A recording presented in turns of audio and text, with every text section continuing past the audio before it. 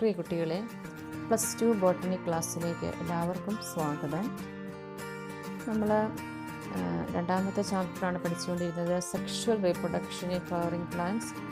ഇത് നമ്മൾ കഴിഞ്ഞ ക്ലാസ്സിൽ പഠിച്ചത് ഔട്ട് ബ്രീഡിംഗ് ഡിവൈസസിനെ കുറിച്ചാണ്. നിങ്ങളത് ക്ലാസ്സിൽ പങ്കെടുത്ത് കാണുമെന്ന് ഞാൻ വിചാരിക്കുന്നു.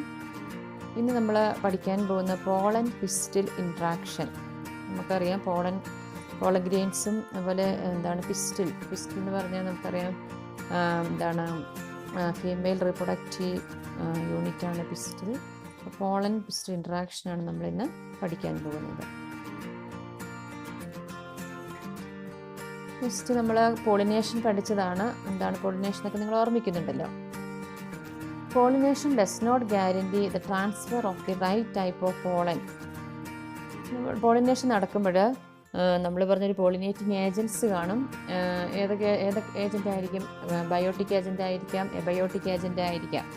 അപ്പോൾ അങ്ങനെ പോളിനേഷൻ്റെ സമയത്ത് പോളൻ ഗ്രെയിൻസ് ആൻതറിൽ നിന്നും സ്റ്റിഗ്മയിലോട്ട് വന്നു ചേരുന്ന ഒരു പ്രോസസ്സാണ് പോളിനേഷൻ എന്ന് പറയുന്നത്.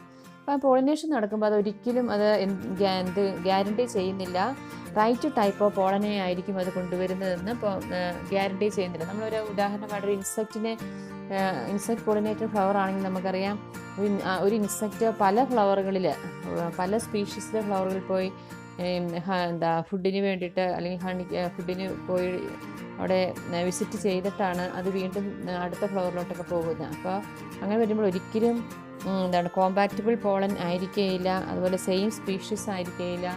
അങ്ങനെയൊക്കെയുള്ള ഒരു വ്യത്യസ്തമായുള്ള ഒരു പോളൻ ഗ്രെയിൻ ആയിരിക്കും പലപ്പോഴും സ്റ്റിഗ്മയിൽ പറ്റിപ്പിടിക്കുന്നത്.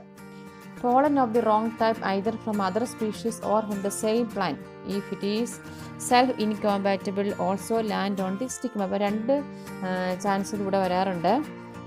ഏതൊക്കെയാണ് നമുക്കറിയാം?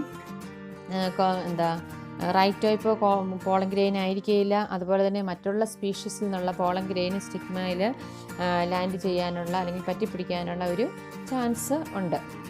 അപ്പോൾ അങ്ങനെ നമുക്ക് ചിന്തിക്കുക, എന്താണ് ഇനി അടുത്ത പ്രോസസ്സ് എന്താണ്? അങ്ങനെ വരുമ്പോൾ പിസ്റ്റിലിൻ്റെ ഒരു പ്രത്യേകതയുണ്ട്. The pistil has the ability to recognise the pollen whether it is of the right type or of the wrong type. അത് കോമ്പാറ്റബിൾ ആണോ ഇൻകോമ്പാറ്റബിൾ ആണോ എന്ന് തിരിച്ചറിയുന്നതിനുള്ള ഒരു കഴിവ് പിസ്റ്റിലിനുണ്ട്. If it is the right type, the pistil accepts the pollen and promotes the post-fertilization events that leads to fertilization. അപ്പോൾ അത് correct ആ പ്ലാന്റിൻ്റെ അതേ സ്പീഷീസിൽപ്പെട്ട പോളൻ ഗ്രെയിൻ തന്നെയാണ് പിസ്റ്റിലിൽ ആണ് വന്നിരിക്കുന്നത് അല്ലെങ്കിൽ പറ്റിപ്പിടിച്ചതെങ്കിൽ അത് പിസ്റ്റിൽ അതിനെ അക്സെപ്റ്റ് ചെയ്യുകയും and it promotes the post-pollination events that leads to fertilization. അത് കഴിഞ്ഞുള്ള ഇവൻറ്റ്സിലോട്ട് അത് പോവുകയും ചെയ്യുന്നു.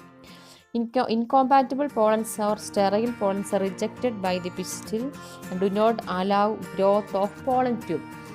ഇൻകോമ്പാറ്റബിൾ നമ്മൾ പറഞ്ഞു വേറെ സ്പീഷീസിൻ്റെ ആകാം, ഇതിന് മാച്ച് ചെയ്യുന്നതായിരിക്കില്ല. അപ്പം അങ്ങനെയുള്ളവയെ അല്ലെങ്കിൽ സ്റ്റെറൈലായിട്ടുള്ള പോളൻ ഗ്രെയിൻസ് ആകാം. അങ്ങനെയുള്ള പോളൻ ഗ്രെയിൻസിനെ എല്ലാം പിസ്റ്റിൽ റിജക്റ്റ് ചെയ്യുകയും അതുപോലെ തന്നെ പോളൻ ഗ്രെയിനിൻ്റെ ഗ്രോത്തിന് അലോ ചെയ്യുകയില്ല.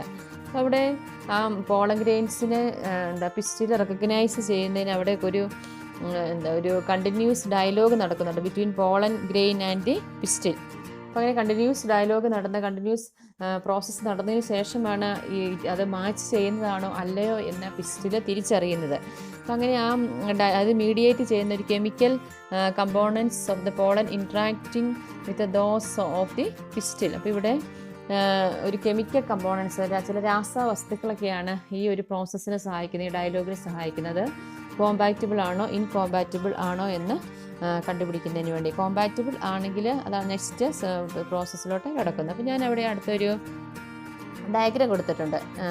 LS of pistil showing path of pollen tube growth. അപ്പോൾ നിങ്ങളതിൽ ഡയഗ്രത്തിലോട്ട് ശ്രദ്ധിക്കുകയാണെങ്കിൽ അറിയാം, അത് പിസ്റ്റിലിൻ്റെ LS ആണ്. അപ്പോൾ അതിൻ്റെ പാർട്സൊക്കെ നിങ്ങൾ ഓർമ്മിക്കുന്നുണ്ട്. അതിൽ ഏറ്റവും മുകളിൽ കാണപ്പെടുന്ന സ്റ്റിഗ്മ, അത് കഴിഞ്ഞാൽ ലോങ് സ്റ്റോക്കിന് പറയുന്ന പേരാണ് സ്റ്റൈല്, താഴെ കാണുന്ന ബേസൽ പാർട്ട് സൊള്ളൻ പാർട്ട് നമ്മൾ പറയുന്ന പേരാണ് ഓവറി എന്ന് പറയുന്നത്. അപ്പം ഞാൻ അതിൻ്റെ ഒരു സെക്ഷൻ അവിടെ കൊടുത്തിരിക്കുന്നത്. അപ്പോൾ നിങ്ങളത് നോക്കുകയാണെങ്കിൽ നമുക്കറിയാം അതിൻ്റെ സ്റ്റിഗ്മയിൽ പോളിനേഷൻ നടന്ന് പോളൻ ഗ്രെയിൻസ് അവിടെ വന്ന് പറ്റിപ്പിടിച്ചിരിപ്പുണ്ട്. എന്നിട്ട് പോളൻ ഗ്രെയിൻസ്, ചില പോളൻ ഗ്രെയിൻസൊക്കെ ഇത് compatible right type of pollen grains ആണ്. അപ്പം റൈറ്റ് ടൈപ്പ് പോളൻ ഗ്രെയിൻസ് ആയതുകൊണ്ട് അത് പോളൻ ഗ്രെയിൻസിൽ നിന്ന് പോളൻ ട്യൂബ് ഫോം ചെയ്യുന്നുണ്ട്. പോളൻ ട്യൂബ് അത് സ്റ്റിഗ്മയിൽ സ്റ്റാർട്ട് ചെയ്ത് സ്റ്റൈലിൽ കൂടി പാസ് ചെയ്ത് അവസാനം എംബ്രിയോ സാക്കിലോട്ട് എൻട്രി ചെയ്യുന്നുണ്ട്. അത് സൈനർജിഡിൽ കൂടിയാണ് എൻട്രി ചെയ്യുന്നത്. നിങ്ങൾ നേരത്തെ ഇതിൻ്റെ സ്ട്രക്ചറൊക്കെ പഠിച്ചതാണ്. എഗ് സെല്ലും സൈനർജിഡ്സും ആൻറ്റിപോഡലും പോളാർ ന്യൂക്ലിയെല്ലാം നമ്മൾ കഴിഞ്ഞ ക്ലാസ്സുകളിൽ പഠിച്ചതാണ്. The pollen tube grows through the stigma and style to reach the ovary. In some plants, pollen grains are shed at two-celled condition. Such plants, the generative cell divides and forms the two male gametes. ഞാൻ തൊട്ട് മുമ്പുള്ള ആ പിക്ചറിൽ ഞാൻ പറഞ്ഞിരുന്നു, pollen tube സ്റ്റിഗ്മയിൽ കൂടി grow ചെയ്ത് സ്റ്റൈലിൽ കൂടി വന്ന് ഓവറിൽ എൻട്രി ചെയ്യുകയാണ്. ചില പ്ലാന്റ്സിൽ നമ്മൾ നേരത്തെ പഠിച്ചതാണ് pollen grains shed at two celled condition. Pollen ഗ്രെയിൻസിൻ്റെ സ്ട്രക്ചർ പഠിച്ചപ്പോൾ നമ്മൾ പഠിച്ചു ടു സെൽഡ് കണ്ടീഷനിൽ പോളൻ ഗ്രെയിൻസിനെ റിലീസ് ചെയ്യാറുണ്ട്. അങ്ങനെയുള്ള സാഹചര്യത്തിൽ in such plants the generative cells divides and forms the two male gametes. അപ്പം അങ്ങനെയുള്ള അവസരത്തിൽ ജനറേറ്റീവ് സെല്ല് ഡിവൈഡ് ചെയ്ത് രണ്ട് മെയിൽ ഗമീറ്റ്സ് ഫോം ചെയ്യുന്നു. നിങ്ങൾ ഓർമ്മിക്കുന്നുണ്ടോ പോളൻ ഗ്രെയിൻസിന് ടു സെൽഡ് സ്റ്റേജ് എന്ന് പറയുന്നത് എന്താണ്? ടു സെൽഡ് സ്റ്റേജ് എന്ന് പറഞ്ഞാൽ അവിടെ ഇതിലൊരു ഒരു ബിഗർ വെജിറ്റേറ്റീവ് സെല്ലും അതുപോലെ ഒരു സ്പിൻഡിൽ ഷേപ്പ്ഡ് ജനറേറ്റീവ് സെല്ലും ഉണ്ട്. അതാണ് നമ്മൾ ടു സെൽഡ് സ്റ്റേജ് എന്ന് പറയുന്നത്. ഇവിടെ അങ്ങനെ ടു സെൽഡ് സ്റ്റേജിൽ നമ്മൾ പഠിച്ചു മജോറിറ്റി ഓഫ് ആൻജിയോസ്പേംസിലും പോളൻ ഗ്രെയിൻസ് റിലീസ് ചെയ്യുന്ന ടു സെൽഡ് സ്റ്റേജിലാണ്. അങ്ങനെ ടു സെൽഡ് സ്റ്റേജിലാണെങ്കിൽ അതിലുള്ള ജനറേറ്റീവ് സെല്ല് ഡിവൈഡ് ചെയ്ത് രണ്ട് മെയിൽ ഗമീറ്റ് ഫോം ചെയ്യുന്നു.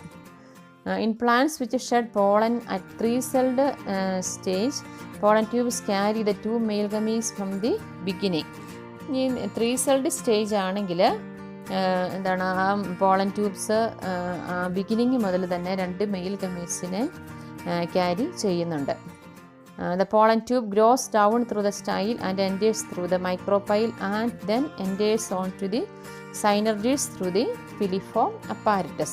അപ്പോൾ നിങ്ങൾ ആ ഡയഗ്രത്തിൽ നോക്കുകയാണെങ്കിൽ ഞാൻ ആദ്യം കാണിച്ചിരുന്ന ഡയഗ്രത്തിൻ്റെ എൻലാർജ് ചെയ്തൊരു ഡയഗ്രം കൊടുത്തിട്ടുണ്ട്.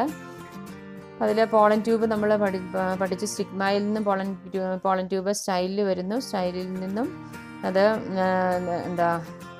മൈക്രോപൈൽ എൻഡിലോട്ട് എൻറ്റർ ചെയ്യുന്നു. അപ്പോൾ മൈക്രോപൈലിൽ നിന്നും അത് സൈനർജിഡ്സിലോട്ട്. അപ്പോൾ നിങ്ങളിവിടെ ഈ ഫിഗറിൽ നോക്കിയാൽ നമുക്ക് അത് ലേബിൾ ചെയ്തിട്ടുണ്ട്. സൈനർജിഡിലോട്ടാണ് എൻറ്റർ ചെയ്യുന്നത്. അപ്പോൾ സൈനർജിഡിലോട്ട് എൻറ്റർ ചെയ്യുന്ന ആ ഒരു സ്ട്രക്ചർ എന്ന് പറയുന്നത് ഫിലിഫോം അപ്പാരറ്റസ് ആണ്. ഫിലിഫോം അപ്പാരറ്റസ് അവിടെ ലേബിൾ ചെയ്തിട്ടുള്ള ഗ്രീൻ കളറിൽ കൊടുത്തിരിക്കുന്ന സ്ട്രക്ചറാണ് filiform apparatus.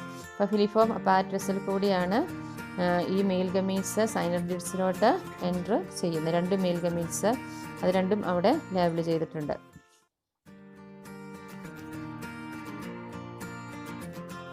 Next discharge of male gametes into synergids and the movement of sperms one into the egg and the other into the central cell. ഇപ്പം നമ്മൾ കഴിഞ്ഞ ഇത് topic നമ്മൾ പഠിച്ചു mail gametes micropyle എൻഡിൽ കൂടി സൈനർജിഡ്സിലോട്ട് enter ചെയ്യുന്നു. Filiform അപ്പാരറ്റസിൽ കൂടിയാണ് എൻറ്റർ ചെയ്യുന്നത്. അതിനോട് എൻറ്റർ ചെയ്ത് കഴിയുമ്പോൾ അവിടെ രണ്ട് മെയിൽ ഗമീറ്റ് ഉണ്ട്. രണ്ട് മെയിൽ ഗമീറ്റ്സാണ് എൻറ്റർ ചെയ്യുന്നത്. അതിലിവിടെ ഞാൻ ഈ കൊടുത്തിരിക്കുന്ന പിക്ചറിൽ നിങ്ങൾ നോക്കുകയാണെങ്കിൽ അതിൽ one of the male gametes enter into the എക്സെല്ലിലോട്ട് ഒരെണ്ണം എൻറ്റർ ചെയ്യുന്നത് ഇവിടെ കൊടുത്തിട്ടുണ്ട്. ഈ മെയിൽ ഗമീറ്റ് ഒരെണ്ണം എക്സെല്ലിലോട്ട് എൻറ്റർ ചെയ്യുന്നു. അടുത്ത മെയിൽ ഗമീറ്റ് സെൻട്രൽ സെല്ലിലോട്ട് എൻറ്റർ ചെയ്യുന്നത്. നെക്സ്റ്റ് നമ്മളിപ്പോൾ ഇവിടെ കുറേ ഇവൻസുകൾ പഠിച്ചു. അതായത് ഒരു സ്റ്റിഗ്മയിൽ പോളൻ ഗ്രെയിൻ വന്ന് ലാൻഡ് ചെയ്തിരിക്കുന്ന ആ സമയം മുതൽ അവസാനം വരെയുള്ള പ്രോസസ്സ്, അതായത് ഫെർട്ടിലൈസേഷൻ നടക്കുന്നത് വരെയുള്ള എക്സെല്ലുമായിട്ട് അല്ലെങ്കിൽ ഫീമെയിൽ ഗമീറ്റുമായിട്ട് മെയിൽ ഗമീറ്റ് ജോയിൻ ചെയ്ത് ഫെർട്ടിലൈസേഷൻ നടക്കുന്ന വരെയുള്ള ഒരു പ്രോസസ്സുകളാണ് നമ്മളിവിടെ പഠിച്ചത്. അങ്ങനെ ആ എല്ലാ ഇവൻസിനും കൂടി നമ്മളൊരു പ്രത്യേക പേര് പറയാറുണ്ട്. All the events from deposition on the stigma until the entry of the pollen tube into the ovule are together called pollen pistil interaction. ഈ എല്ലാ ഇവൻസിനും കൂടെ പോളൻ ഗ്രെയിൻസ് ഡിപ്പോസിറ്റ് ചെയ്യുന്ന മുതൽ പോളൻ ട്യൂബ് ഓവറിയിലോട്ട് എൻറ്റർ ചെയ്യുന്നവരെയുള്ള പ്രോസസ്സുകൾക്ക് പറയുന്ന പേരാണ് പോളൻ പിസ്റ്റിൽ ഇൻട്രാക്ഷൻ. നെക്സ്റ്റ് ഞാനിവിടെ കുറച്ച് പ്രീവിയസ് ഇയർ ക്വസ്റ്റ്യൻസ് കൊടുത്തിട്ടുണ്ട്. ഒന്നാമത്തെ question define pollen pistil interaction. നമ്മൾ ലാസ്റ്റ് പഠിച്ച ടേമാണ് പോളൻ പിസ്റ്റിൽ ഇൻട്രാക്ഷൻ. രണ്ടാമത്തെ question what does the filiform apparatus do at the entrance into the ovule.